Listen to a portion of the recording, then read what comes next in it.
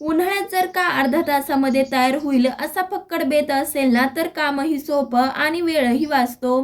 तर त्यासाठी आपल्याला कुकरमध्ये एक पळी तेल गरम करायचं, 1 चमचा मोहरी, 1 चमचा जिरे आणि 1 वाटी चिरलेला कांदा 2 मिनिटं परतवून घ्यायचा आहे.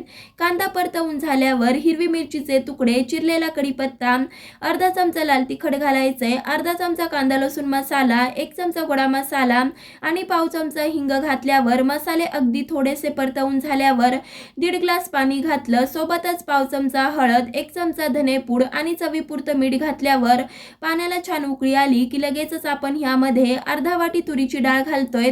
चांगलं असं मिक्स करून घेतल्यावर कुकरचं झाकण लावून कुकरची 1 शिट्टी करून घ्यायची आहे. कुकर झाल्यावर कुकरची पूर्णपणे वाफ जाऊ दिली. नंतर झाकण उघडलं की भरपूर सारी कोथिंबीर घातली की मस्त असा डाळ कांदा तयार झालाय. आवडला तर लाईक, शेअर, सबस्क्राईब देखील नक्कीच करा. धन्यवाद.